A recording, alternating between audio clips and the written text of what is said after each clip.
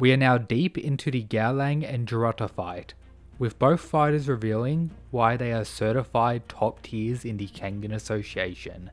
The Thai God of War once again proving the haters wrong, thinking he's trash, with some long awaited clarification with how he deals with the ultimate power, pre-initiative, alongside the schizo nature of Jurota not taking away from how overpowered his judo truly is. We also have Omo once again chilling with Shenryu in the mountains with Kuroki out hunting, so a lot of interesting reveals and discussions will probably be occurring there, can't wait to cut back to that.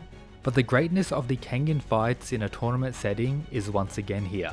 So right as their fight is about to begin, we got this panel which I still can't believe is actually in the series. This is what it says: a boxer and judo practitioner. Both of these types of fighters tend to be used as fodder in works of fiction. If you don't know, recently it was revealed by the artist of Kengan, Daro, that the official translation team for Komiki started out as a fan translation team. I wouldn't say this is new news, we knew about this years ago. Around 3 years ago when many of us first got into Kengan, this group were the one translating it as a fan group. Then they disappeared for some time, with people from the Reddit forming like their own group to continue the translation. This was of course in the Purgatory vs Kengan tournament, and then Komiki, the app where many of us read Kengan now, ended up using the original team by the recommendation of Daro, the artist of this manga, who claimed in this Twitter post that the fan translation illegal translating team was better than pretty much everyone else, so they ended up getting the job, which is a pretty cool story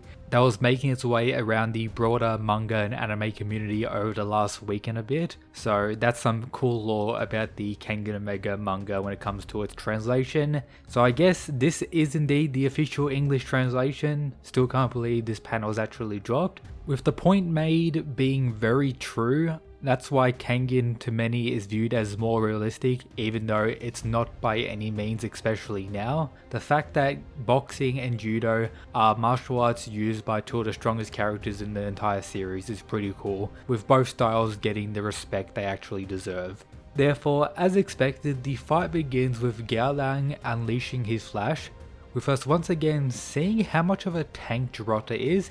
He's able to block a few of the blows, and the other ones that do land don't do any damage to him. As a quick reminder, Jurota was the one who, after getting damaged quite a bit by Kano in their fight, was able to pretty much survive a direct dragon shot landing on him and ended up winning the fight after that. Remember, the dragon shot did this to Lu Tien, who was unleashing his removal, having strength on par with Julius or around the range of Julius potentially. Pretty wild stuff. Can't believe Jurota is this much of a tank, especially after him not really being viewed as such in his Jaime fight, but now he's definitely a monster among monsters. With all this meaning, it's going to take quite a few of GAOLANG's blows to do any major damage. Even ones that may be viewed as, direct blows won't be enough to take him down.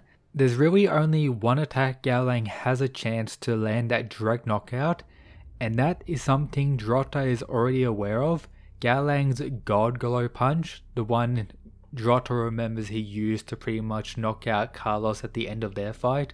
Something he's wary of, and something Jurota is going to try and counter and exploit in this fight. But it's a possibility GAOLANG could have developed something new as well. It's been once again around 2 years since the Purgatory tournament, a little over I believe, so him making something new is a high possibility, especially after taking another defeat in the story.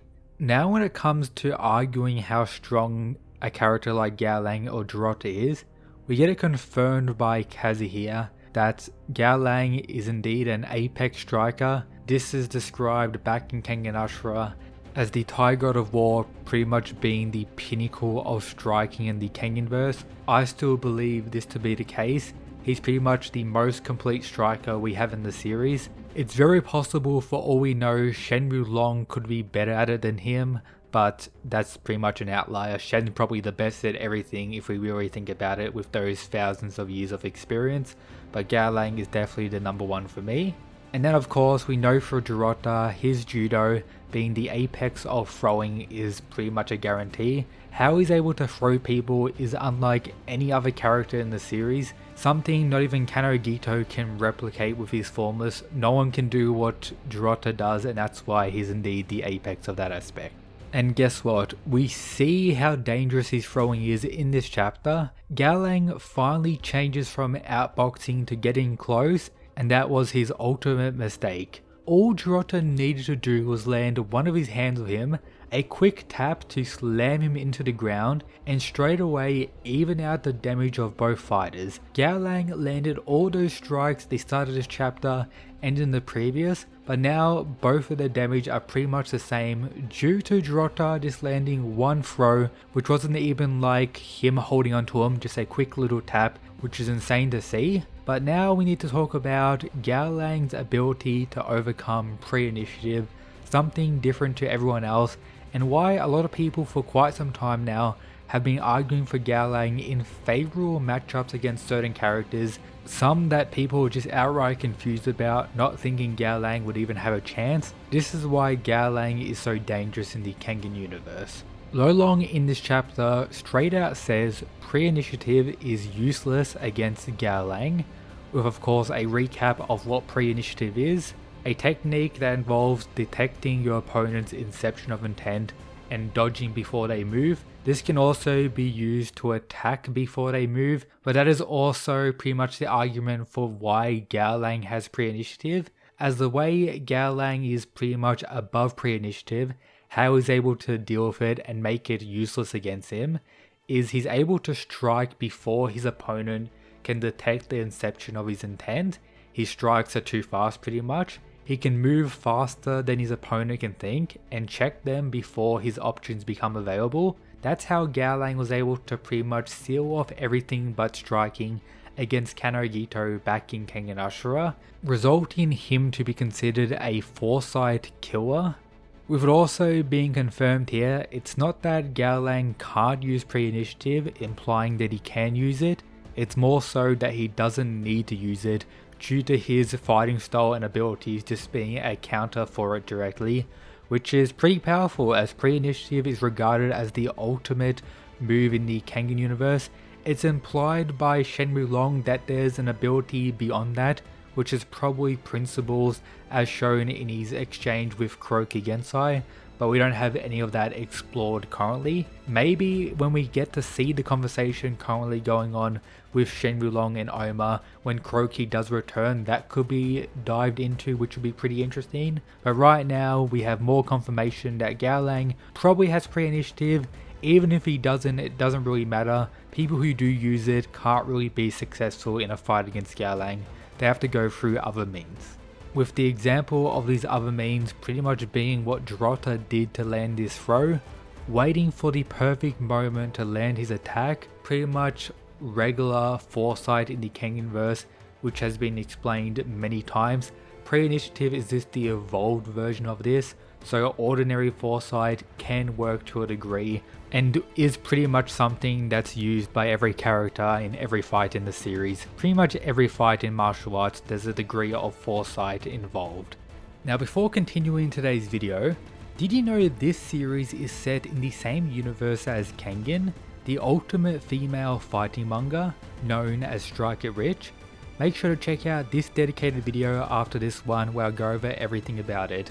Definitely recommend checking the manga out. However, the last interesting thing to go over is how Jurota landing one of his throws has already resulted in GAOLANG, I guess, to get 100% serious and unleash his Mortai, saying a similar thing to what he did against Kanagito in the same situation. Be honored that you're fortunate enough to face a warrior like me with a goofy and very menacing smile. Maybe GAOLANG has done some insane training over the recent time skips and he does have some new stuff to reveal. This smile is definitely quite creepy, very different to his smile back in Kengan Ashura against Kano. I definitely prefer the Kengan Ashura one, but this one is definitely more creepy, not as badass, with Jurota being excited, still talking to Meguro. I wonder if we're going to see that Jaime is watching this fight. That could be pretty interesting. But I think it's time to, stomp the boy Jurota. The schizo-ness has done him quite well, but my bet is still on GAOLANG winning this fight. And with that, shout out to the members, the Mad Lads. You can become one as well and get access to all these videos alongside various other benefits as well. Thanks for supporting, thanks for watching. That's it guys, peace.